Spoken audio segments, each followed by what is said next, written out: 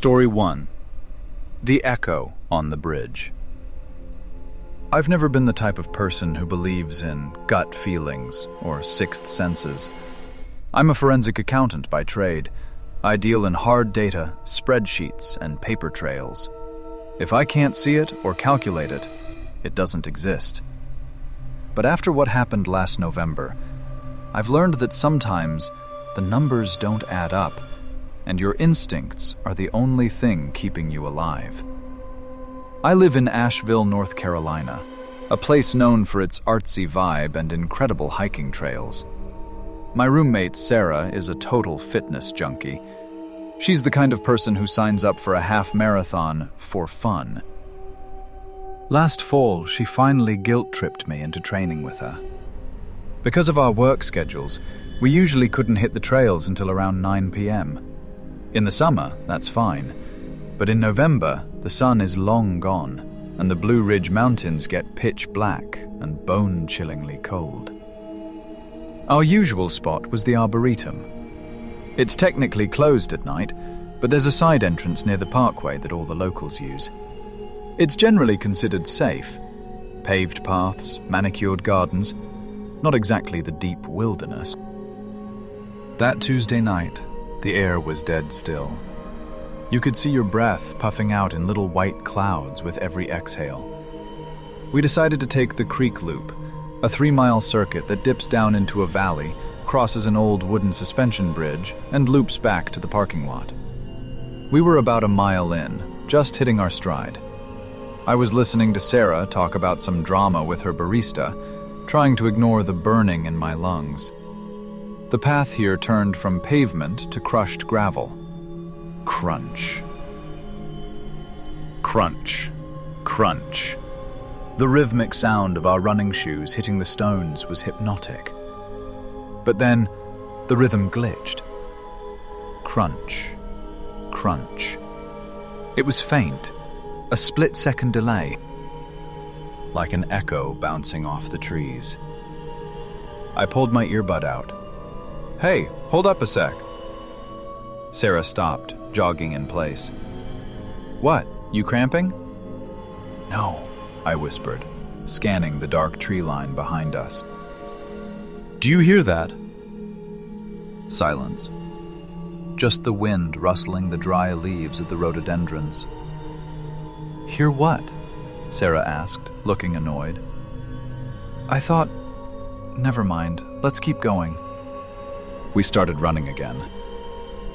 And within 10 seconds, the sound returned. Crunch. Crunch. It wasn't an echo. I realized it with a sick feeling in my stomach. An echo doesn't have weight.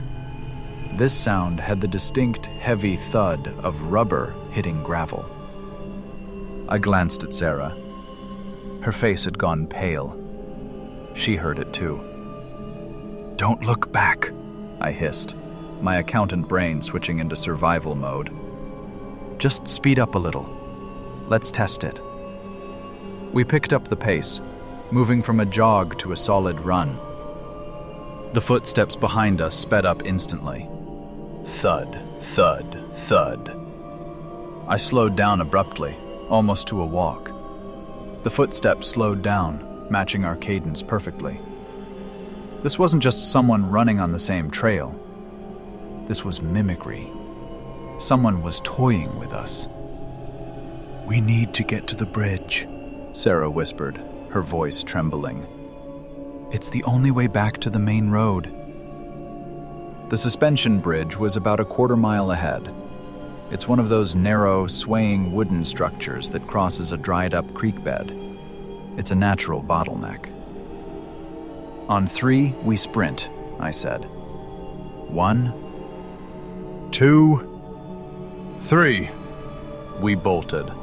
Adrenaline flooded my system, numbing the cold.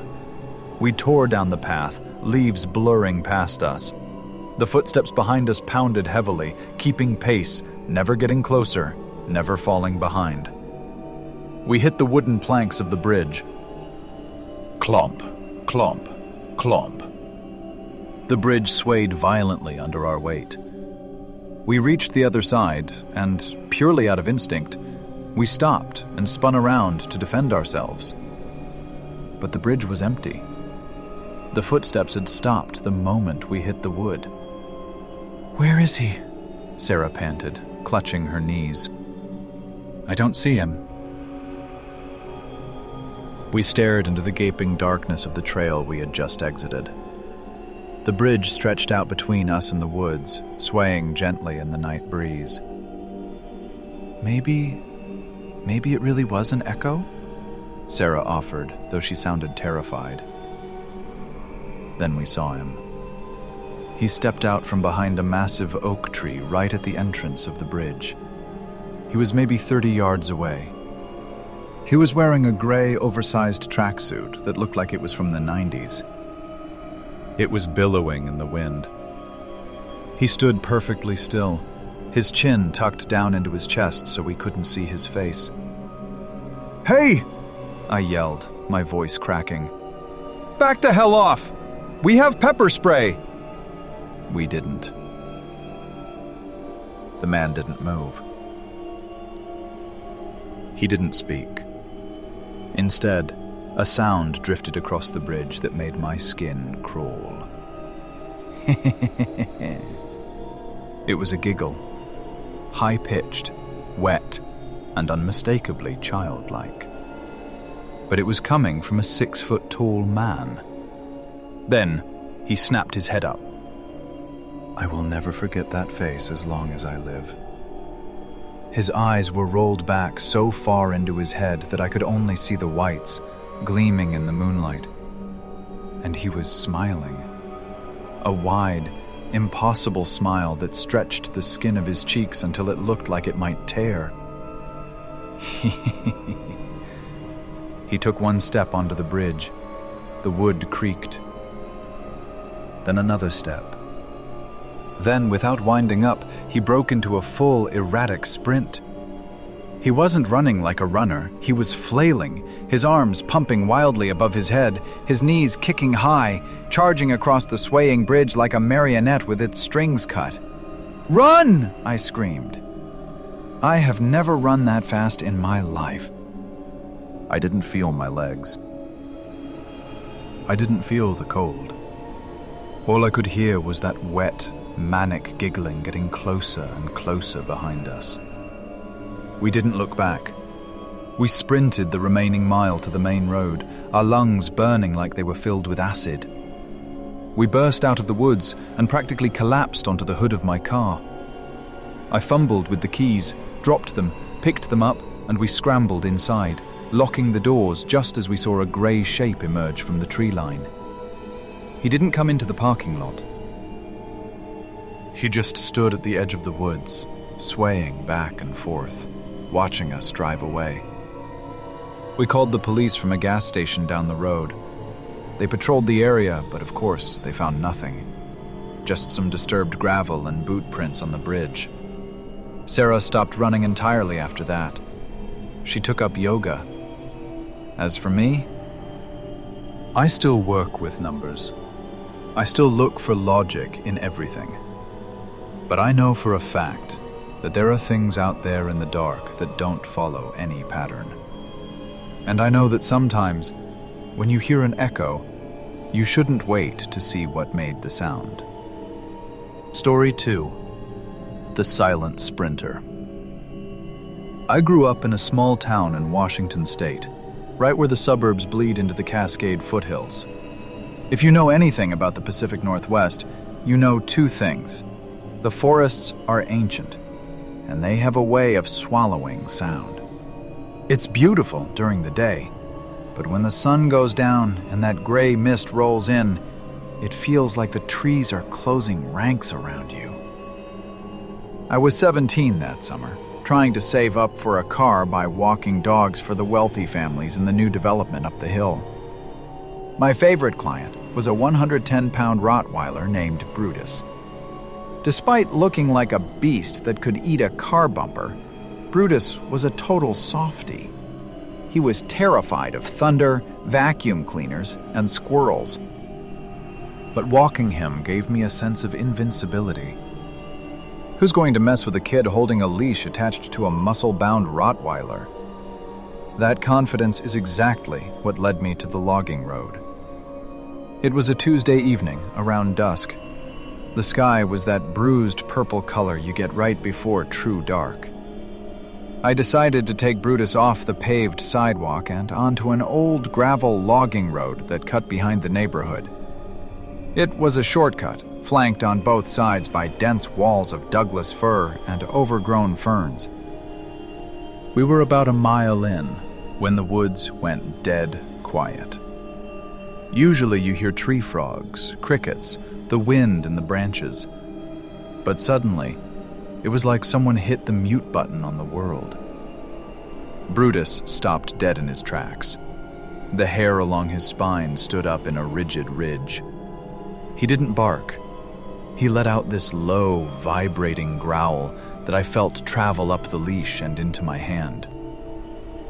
I followed his gaze. About 50 yards ahead, the trail curved sharply to the left. Standing behind the thick trunk of a cedar tree was a man. He wasn't wearing a mask or a costume. He was dressed in a faded red flannel shirt and dirty jeans, looking like any other local hiker or logger. But he wasn't hiking. He was leaning out from behind the tree at an unnatural angle, just enough to expose one eye and half of his face, watching us. "Hello?" I called out, my voice sounding thin and pathetic in the damp air.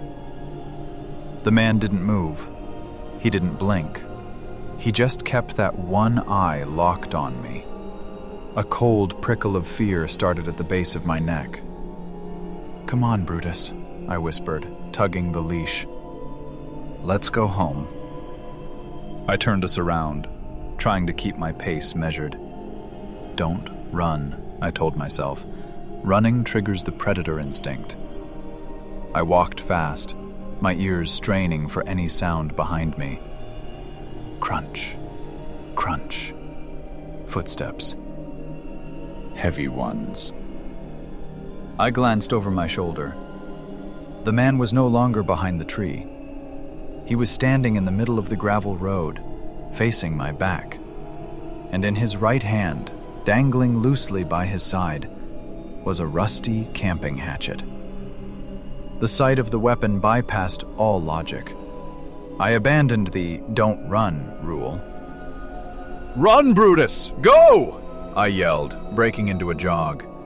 I checked behind me again, and what I saw stopped my heart. The man was sprinting toward me, but it wasn't a normal sprint. It was wrong. Physically wrong. His legs were pumping with terrifying speed, but his arms weren't swinging in rhythm. They were flailing wildly above his head, flopping around like he had no bones in his elbows, like one of those wacky inflatable tube men you see at car dealerships. His head was lolling side to side with every step.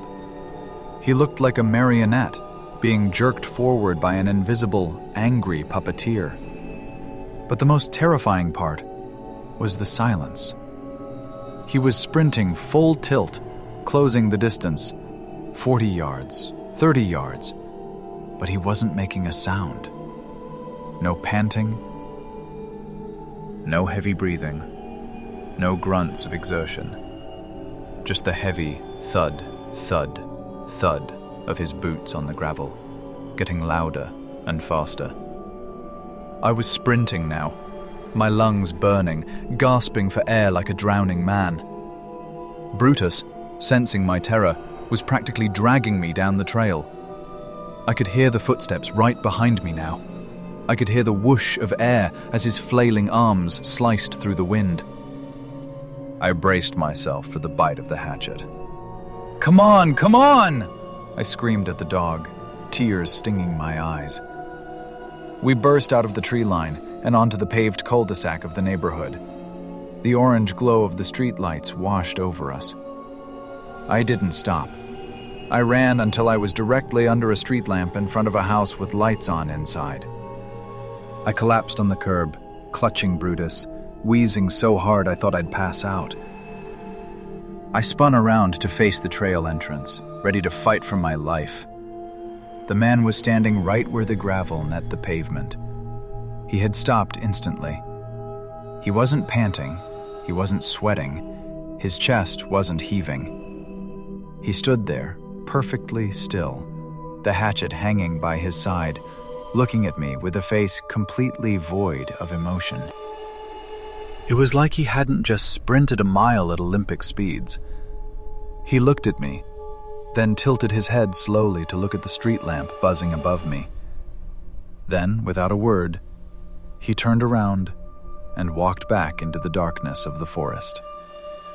He walked calmly, casually, like he was just out for an evening stroll. I sat there for 20 minutes, too terrified to move, waiting for my dad to come pick me up. I never walked that trail again. I quit the dog walking job a week later. To this day, I can handle horror movies. I can handle gore. But what I can't handle is silence. Because I know that sometimes the things that want to hurt you don't need to breathe. Story 3. The Long Game. People usually think of stalkers as impulsive. We imagine them as crimes of passion, someone snapping, losing control, and acting in the heat of the moment. But I learned the hard way that sometimes it's a project. Sometimes they are willing to wait years for the stars to align. I grew up in rural Kansas. If you've never been there, picture an endless grid. The roads are perfectly straight, intersecting at 90-degree angles every mile, surrounding massive squares of corn and soybeans. It's quiet. It's safe. Everyone knows everyone. At least that's what we tell ourselves. I'm a cyclist. Out here, it's the only way to keep your sanity without driving 2 hours to a city.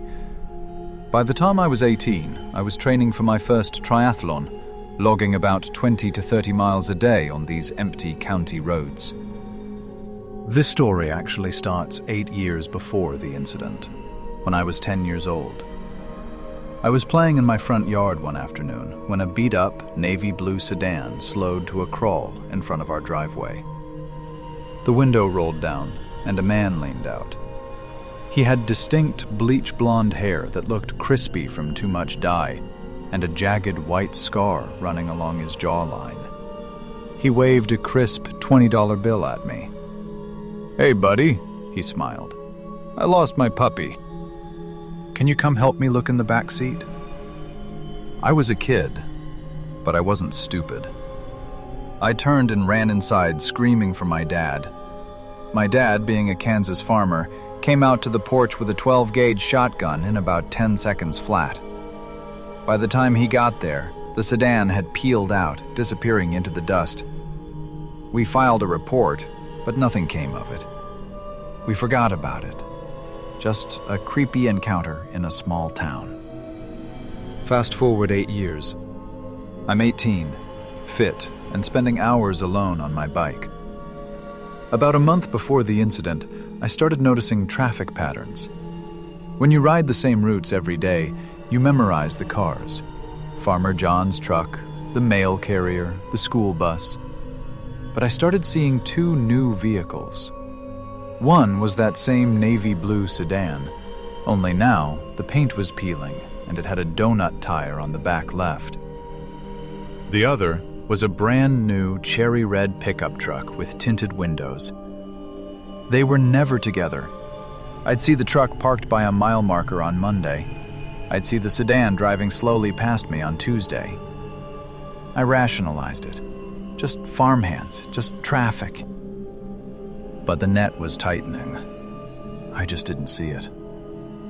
Last July, to beat the oppressive heat, I switched my ride time from 4 p.m. to 6 a.m. The sun is just coming up, and the mist is still hovering over the corn. I was 5 miles from home, on a paved county road, when I looked in my rearview mirror. The blue sedan was there. It wasn't passing me. It was matching my speed, staying exactly 50 yards back.